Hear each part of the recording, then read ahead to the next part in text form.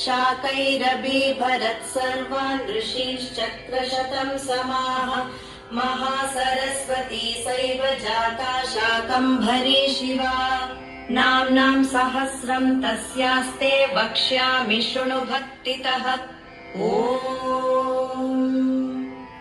अस्य श्री शाकम्भरी सहस्रनाम माला मन्त्रस्य महादेवर्षिः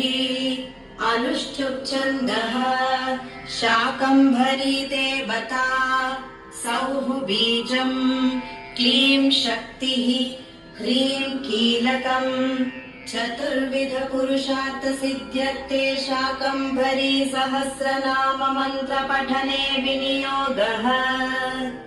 अथ ध्यानम्